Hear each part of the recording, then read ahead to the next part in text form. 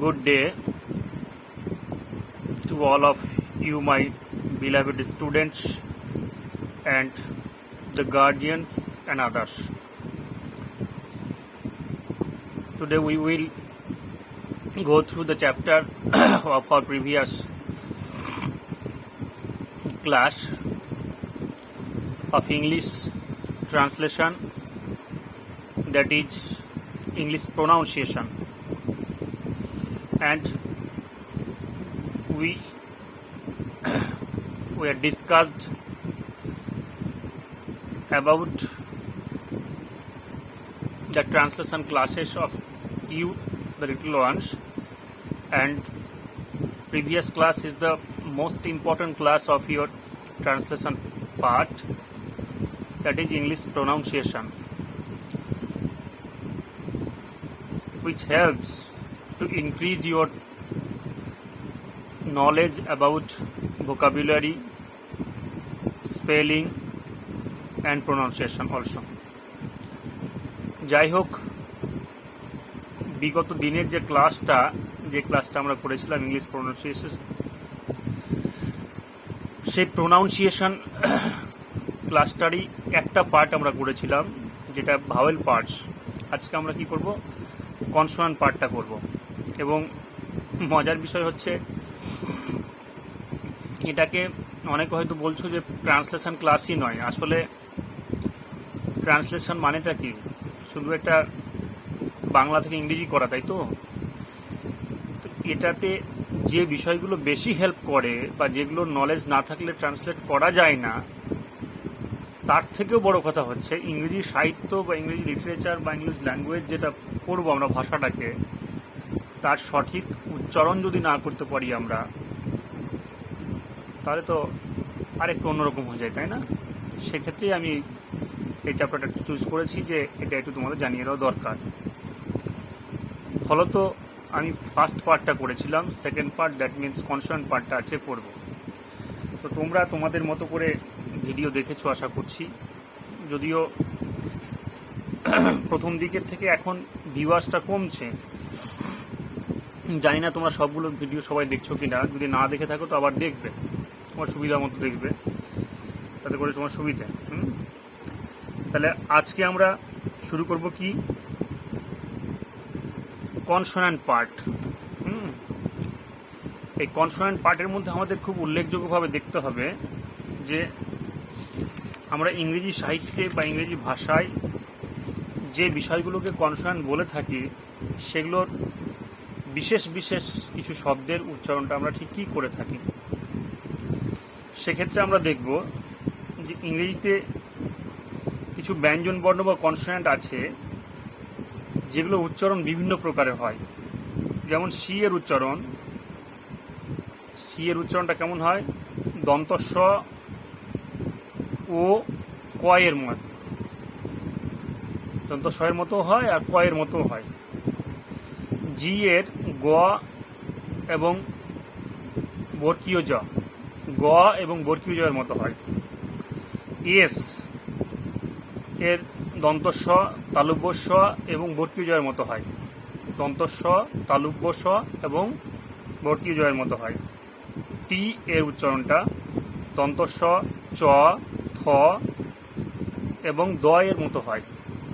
টি এর উচ্চারণটা দন্ত স, চ, থ এবং দ এর মতো হয়, ইত্যাদি আর কি। এই যে বিশেষ কতগুলো শব্দ বলা হলো, সি বলা হলো, জি বলা হলো, এস বলা হলো, টি বলা হলো। এই যে লেটারগুলো ডিফারেন্ট প্রনাউন্সিয়েশন হচ্ছে বা বিভিন্ন ধরনের উচ্চারণের তারা যুক্ত হচ্ছে, এই বিষয়গুলো আমাদের একটু জেনে নেওয়া দরকার।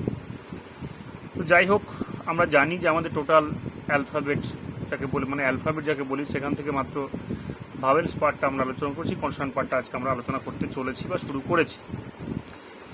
এবার আমরা দেখব কিছু কিছু ক্ষেত্রে কোনো ব্যক্তি যদি তার মুখ থেকে কোনো ইংরেজি ওয়ার্ড শোনো আর যদি দেখো যে এই উচ্চারণগুলো, যেমন বি, ডি, জি, কে, পি, টি, এই যে উচ্চারণ ইংরেজি ওয়ার্ড এগুলো, মানে ইংরেজি লেটার, এগুলো ওয়ার্ড তো নয়, লেটার, এগুলো এর উচ্চারণ যদি ঠিক ব, ড, গ, ক, প, ট এর মতো। ইংরেজিতে কি বলবে? BDGP, BDG K P T, BDG K P T, এগুলো। আর বলবে বাংলাতে কেমন? ব, ড, গ, ক, প, ট এর মতো। তাহলে ক্রমশ কেমন হচ্ছে বিষয়টা?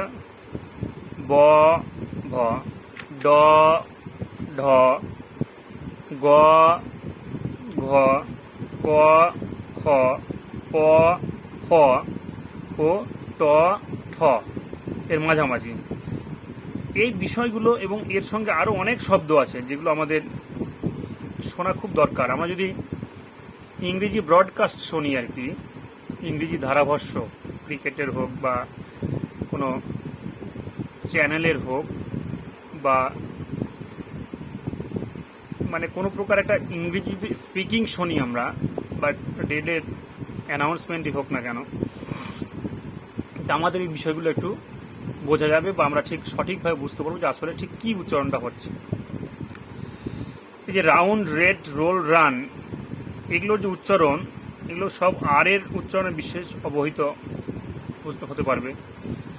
রাউন্ড, রেড, রোল, রান, বা রেডটা রিডও করা যায়, এগুলো আর এর উচ্চারণ। ঠিক তেমনই ইংরেজি শব্দ যদি আর এর আগে স্বর অর্থাৎ ভাওয়েল ও পরে ব্যঞ্জন বর্ণ কনসোনেন্ট থাকে তবে আর প্রায় উজ্জ থাকে। কি বললাম? ভেরি ইম্পর্টেন্ট পয়েন্ট কিন্তু, টু বি নোটেড। আর এর আগে অর্থাৎ আর যে লেটার আছে তার আগে যদি স্বরবর্ণ থাকে ভাওয়েল এবং পরে যদি ব্যঞ্জন বর্ণ অর্থাৎ কনসোনেন্ট থাকে তাহলে তার ক্ষেত্রে দেখা যায় প্রায় আরটা উজ্জ হয়ে যায়। যেমন FORM, ফর্ম, যেটাকে আমরা বলি ফর্ম, আসলে সেটা নয়, ফর্ম। ফর্ম মানে আরটা উজ্জ, ফর্ম।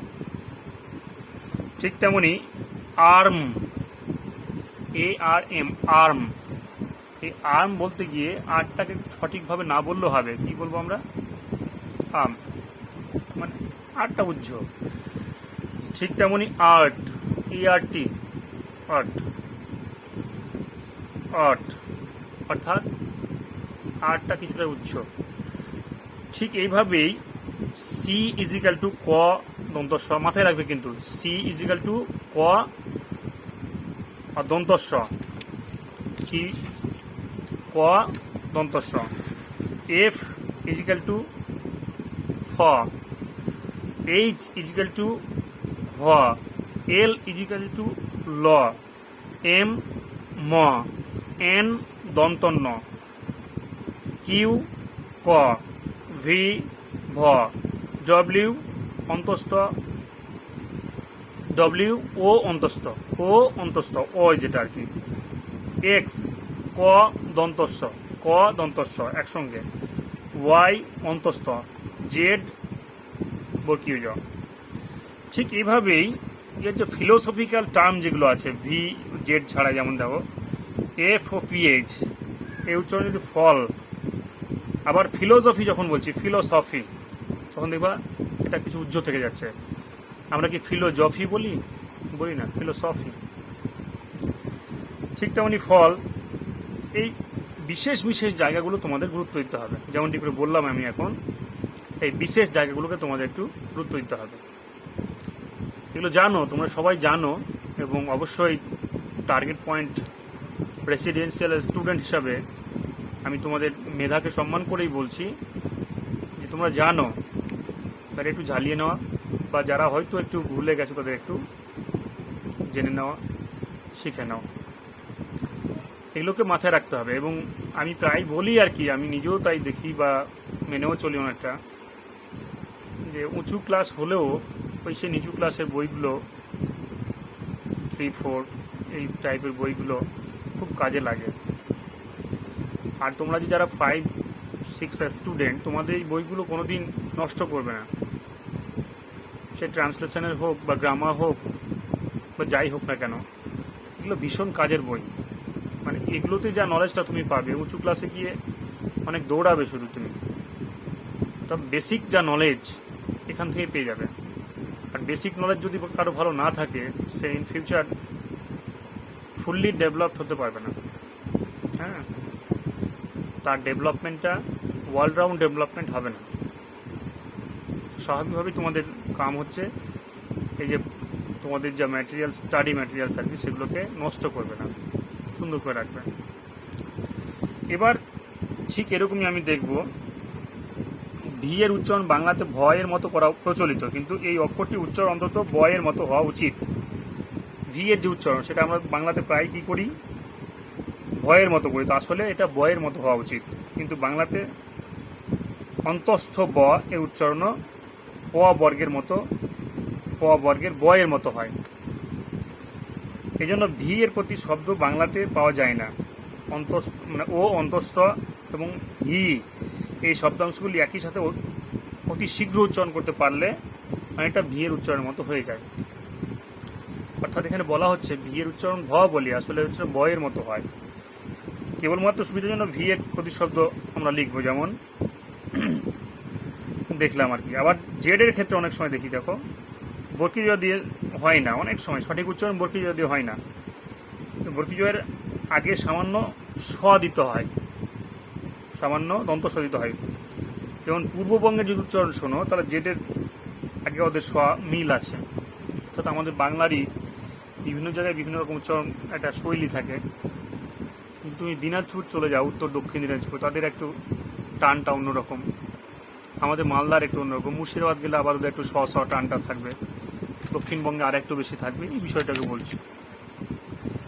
ঠিক তেমনই আমরা দেখব যে বাংলাতে দন্ত স দিয়ে যে কোনো শব্দই রচনা করা হোক না কেন তার উচ্চারণে কোনো প্রভেদ হয় না, কিন্তু ইংরেজিতে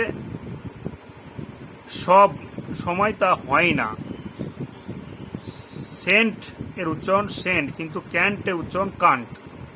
মজার বিষয়, সিইএনটি সেন্ট এর উচ্চারণ সেন্ট, কিন্তু সিএএনটি উচ্চারণটা কি হচ্ছে কান্ট। কান্ট মানে, আর শান্ট তো হচ্ছে না, হচ্ছে কি শান্ট হচ্ছে, সি দিয়ে আছে তো শান্ট হচ্ছে না, তাহলে কান্ট, সিএনটি।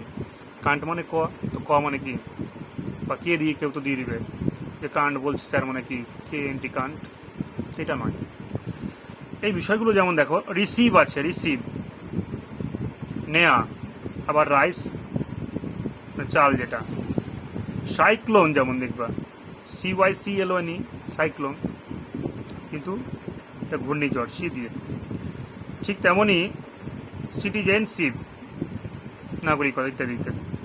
আবার সি এর পর যদি, মানে ওটা কেমন বললাম, সি এর পর FLY থাকলে উচ্চারণ স এর মতো হয়।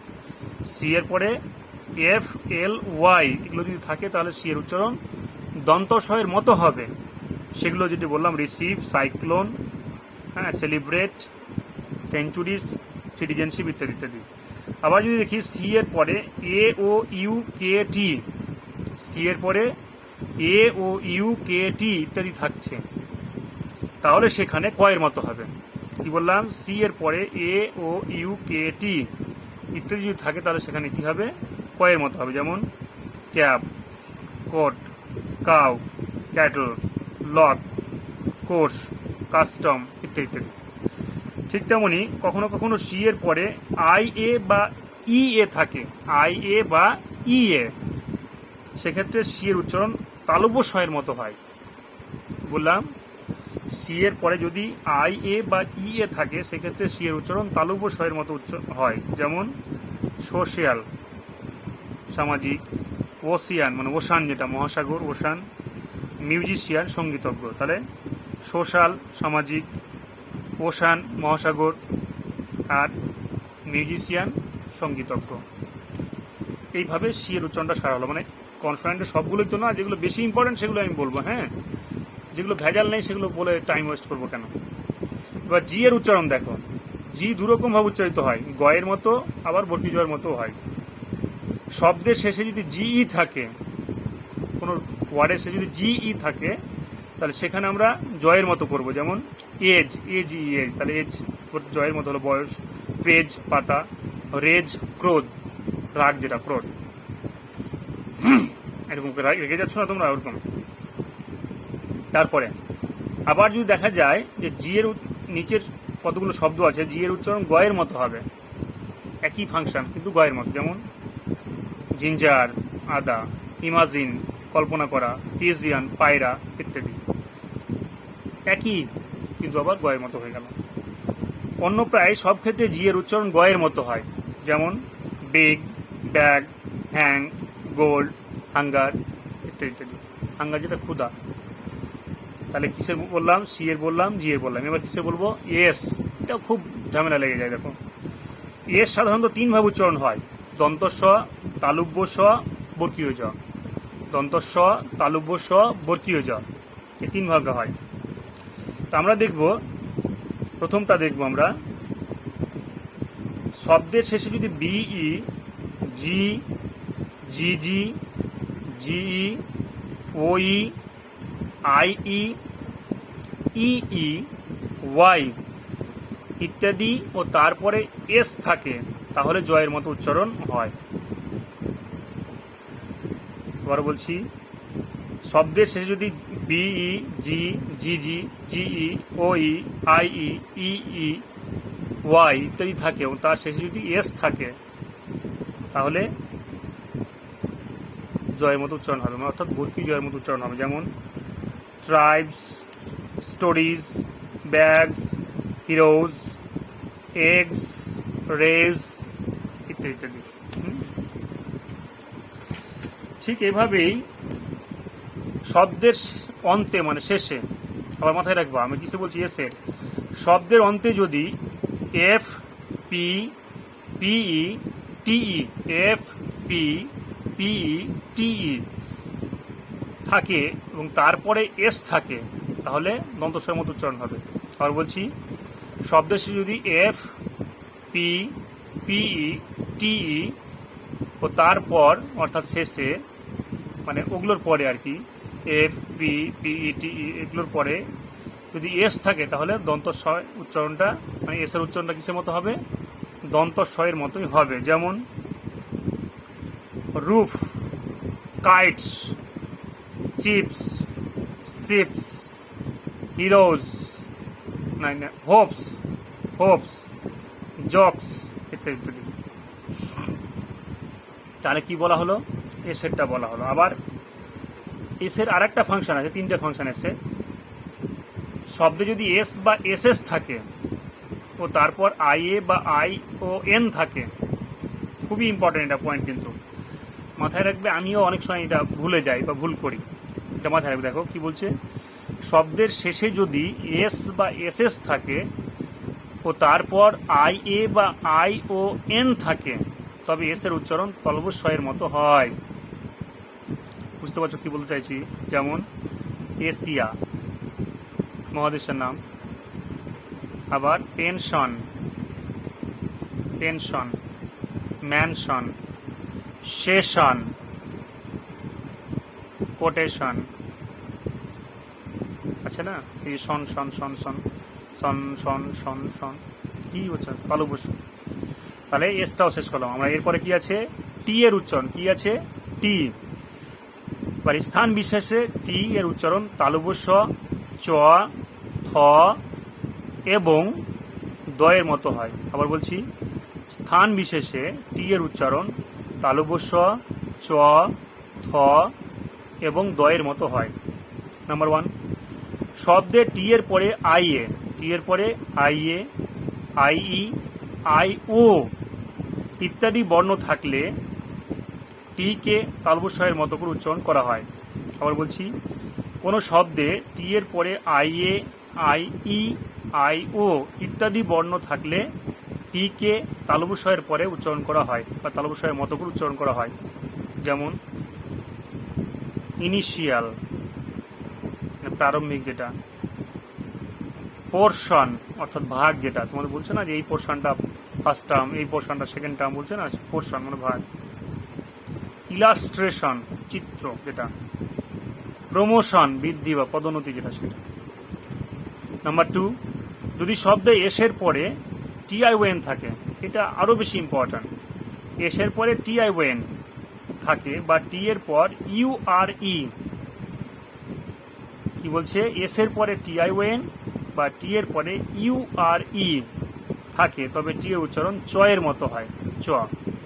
আবার বলছি, যদি শব্দে এসের পরে TION থাকে বা টি এর পরে URE থাকে তাহলে টি এর উচ্চারণ চ এর মতো হবে। যেমন question, future, culture, capture, nature, picture. আবার বলছি, question, future, culture, capture, nature, picture.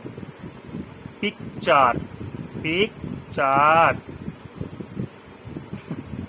মানে ইংরেজদের মতো বললে একটু সুবিধে, তো আবার ওটা অনেকে বুঝতে পারে না, অনেকে কমপ্লেন করছে যে স্যার বুঝতেই তো পারি না, একটু ভালো করে বলেন। ওই জন্য বলছি question, future, culture, capture, nature, picture. Okay, এবার থার্ডটা চলে আসি, যদি শব্দে টি এর পরে এইচ থাকে, টি এর পরে এইচ থাকে সেক্ষেত্রে কখনো কখনো খ আবার কখনো কখনো দয়ের মতো উচ্চারণ হয় বা উচ্চারণ করা হয়। অর্থাৎ যদি শব্দে টি এর পরে এইচ থাকে তাহলে সেক্ষেত্রে কখনো কখনো কখনো কখনো কি করবো আমরা, ক্ষয়ের মতো আর কখনো কখনো দয়ের মতো আমরা উচ্চারণ করব। যেমন thick, thin, this, three, then, thread ইত্যাদি। Thick, thin, this, that, then, this, thread ইত্যাদি ইত্যাদি। আবার 4 নম্বর হচ্ছে কখনো কখনো টিএইচ যদি থাকে, টিএইচ কখনো কোনো যদি টিএইচ থাকে সেটা আবার কিসের মতো উচ্চারণ হবে, ট এর মতো উচ্চারণ হবে, ট। টিএইচ থাকলে ট এর মতো উচ্চারণ হবে। যেমন টেমস,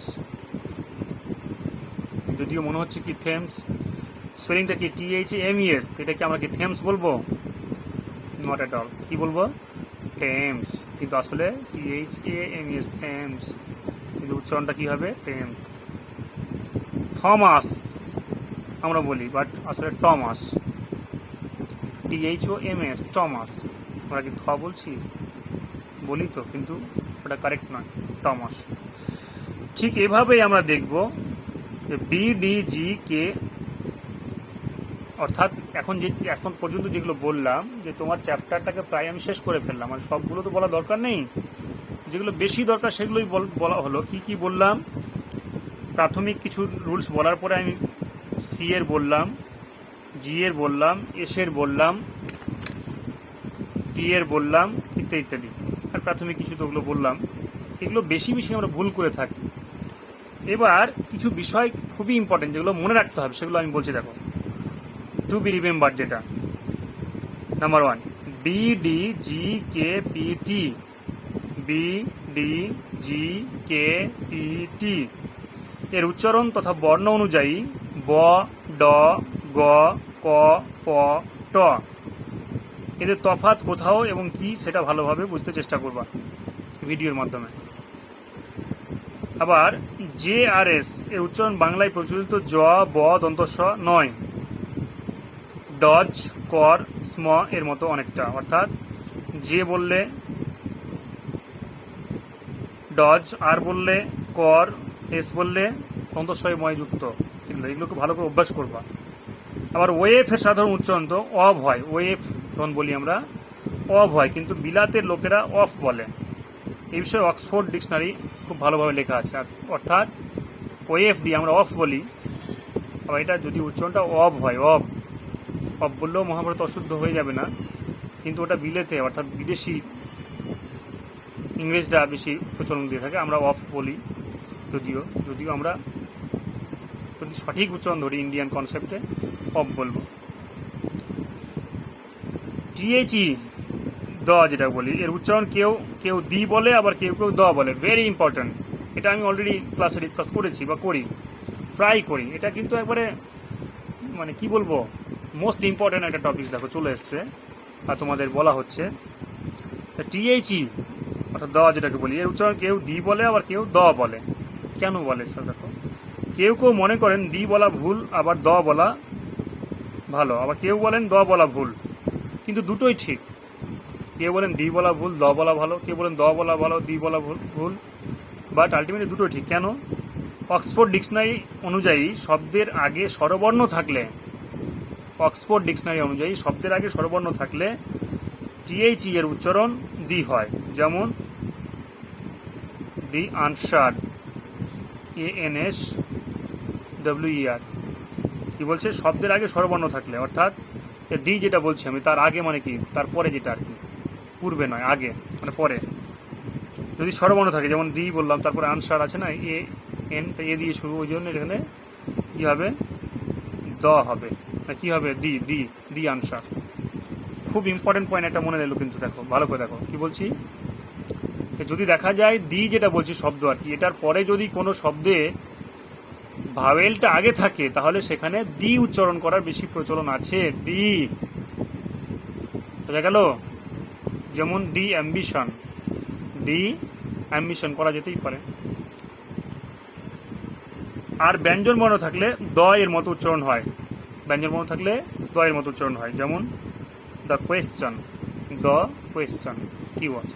তাহলে মূল কথাটা কি হলো এখানে দেখো, দি এর ক্ষেত্রে টিএইচ ডি, এই যে স্পেলিংটা, এখানে দুটো বিষয় মাথায় রাখতে হবে। কি? নাম্বার ওয়ানটা কি? যদি দেখা যায় টিএইচ ডি বা দ যাই বলি না, দুটোই ঠিক। কি বলা হলো এখানে উচ্চারণের ক্ষেত্রে? যদি দি বা দ, যেটাই বলছি আমরা, দি এর পরে যদি টিএইচ এর পরে যদি কোনো একটা শব্দ থাকে আর সেই শব্দের শুরুটা যদি ভাওয়েল দিয়ে থাকে তাহলে সেখানে হবে দি। কি হবে? দি। আর যদি কনসোনেন্ট দিয়ে থাকে তাহলে হবে দ। কি বললাম? টিএইচই এর পরে, মানে টিএইচই শব্দটির পরে যদি কোনো শব্দের শুরুতে ভাওয়েল থাকে তাহলে সেখানে হবে কি হবে? উচ্চারণটা হবে দি, দয় হর্ষই দি। আর যদি সেটা না থাকে, কনসোনেন্ট থাকে, তাহলে হবে দয়ে জফলায় দ। ওকে,